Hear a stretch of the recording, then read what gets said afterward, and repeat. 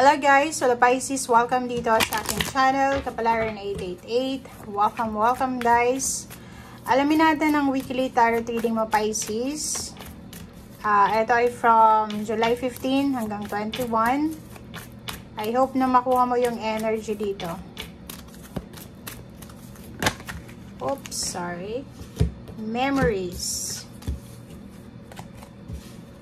First card natin is Memories. Okay, face your fears.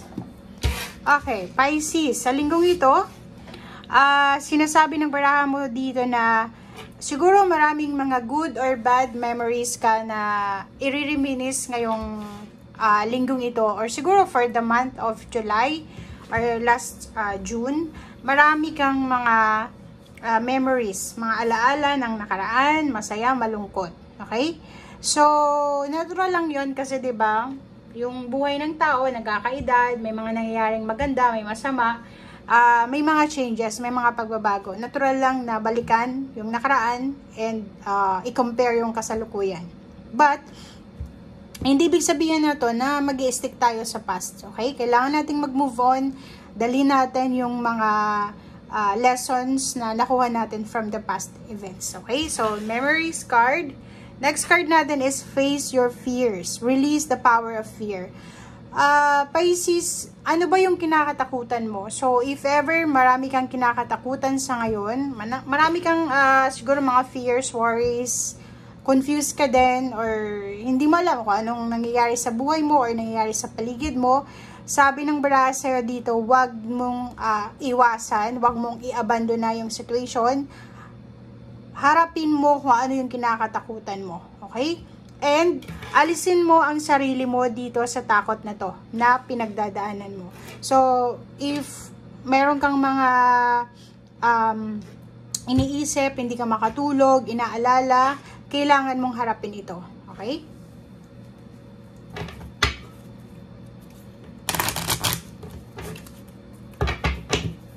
Okay, tingnan natin dito sa barahan ni Archangel Michael kung ano ang gusto pang sabihin sa'yo ng baraha, Pisces. Oops, sorry. Okay, listen and you can do it. Diba? So, parang ano siya, parang it's an affirmation, positive affirmation sa iyo, galing sa ating baraha or sa ating spiritual helpers or guides, ang dalawang ito. So, unang-una, from Archangel Michael, yon, si Archangel Michael is nandito sa paligid mo ngayong linggong ito.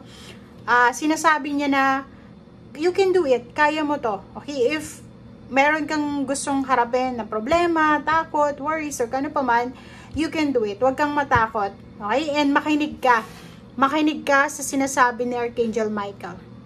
Okay? So, if ever man na nanonood ka sa ngayon and nag-aalala ka sa nangyayari sa buhay mo sa ngayon, eto na yung parang ano siya signs, signals galing sa ating Panginoon sa universe na lakasan mo ang loob mo. Okay? Makinig ka dito. Magagawa mo yan. Makakaya mo yan. You can do it. Archangel Michael. From Archangel Michael.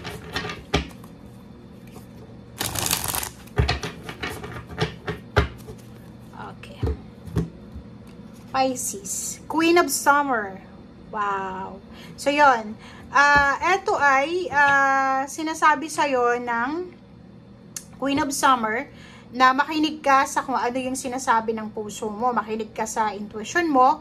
And pwedeng itong mensahe sa'yo from Archangel Michael is, yun na nga, sign and symbol siya, signals na kailangan mong pakinggan kung ano yung sinasabi ng puso mo, yung mga intuitive insights, and take care of your body, take care of yourself, take care of your emotion, parang ganun yung sinasabi ng baraha.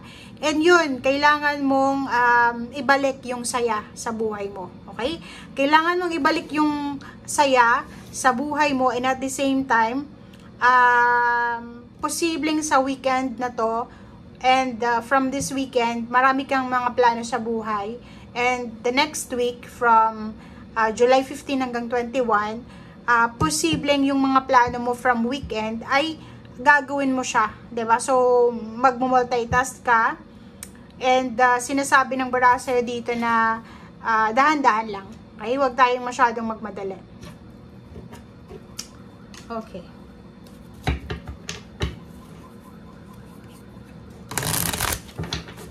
Pisces.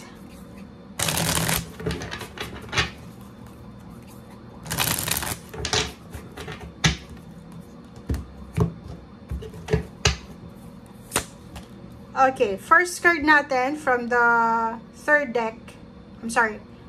deck pala, is Ten of Wands. So, ang Ten of Wands na to, Pisces, is marami kang mga obligations sa buhay, diba? Ang Ten of Wands is marami kang responsibilities, diba? Pwedeng breadwinner ka, pwedeng parents ka, pwedeng magulang. But, ang sinasabi ng baraha sa'yo dito na Ten of Wands, kahit na ang dami mong mga obligations sa buhay, huwag mong kakalimutan yung sarili mo. Okay? And Ten of Wands, yun, sa dami-dami mong obligations, magmumultitask ka sa linggong ito. Pero, yun na nga, kahit ang dami mong mga dapat gawin, maayos, matatapos mo pa rin siya. Kasi, parang exceptional yung talent mo sa linggong ito para sa pagmumultitask. Okay. Death card, sinasabi, ito ay reawakening to. Yan na nga, matatapos mo. So, ibig sabihin yan, may mga obligations ka, may mga dapat kang gawin sa linggong ito na rush, ang posibleng matapos mo. So, wag kang mag-alala. Ace of Wands, pwedeng bagong kaibigan, bagong plano, bagong motivation, bagong priority sa buhay, bagong passion, bagong relationship, bagong trabaho, career, or kung ano man to na pagbabago ang posibleng darating sa'yo sa linggong ito. And the World Card and Ace of Wands, pwedeng yung iba sa inyo nagpaplano ng pangingibang bansa. So, pwedeng bagong bansa ito, nagre-research ka siguro kung saang bansa ka gustong tumira ulit, or kung saang bansa ka gusto mong itry na magtrabaho, or kung saang bansa ka gusto mong subukan na hanapin yung tadhana mo. Okay? And lovers, sinasabi ng baraha sa'yo dito na may mga relationship goals kayo na posibleng maayos sa linggong ito. Okay? Mayroon kayong mga issue sa relationship nyo na hindi maayos, na posibleng maaayos na siya. Ang Ace of Wands na to is parang if nasa long distance relationship ka, pwedeng merong magkikita sa inyo ngayon. Okay? Pwedeng yung iba sa inyo pupunta sa bansa ng pwedeng ibang lahi to, or pwedeng Pinoy din, nakatira sa ibang bansa, pwedeng kukunin ka niya, or pwedeng asawa mo to, girlfriend, boyfriend, or family. Wow.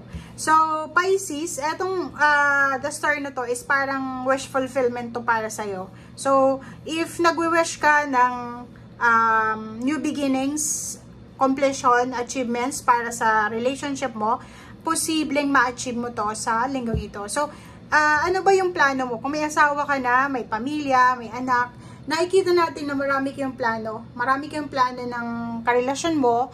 So, isa sa mga pinaplano nyo ngayon ay posibleng may katuparan. Kasi mabubuo siya, ma-achieve siya. So, kapit lang. Kasi, ang nakikita ko sa'yo dito, maraming efforts kang ginawa dito and even yung relationship mo. So, ang barahang to is resonated doon sa may mga asawa na, may girlfriend by boyfriend na marami silang plano sa buhay with their partners na posibleng match.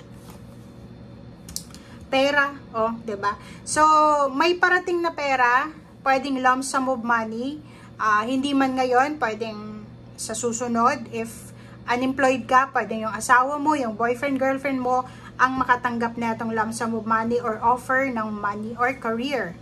Okay, Judgment.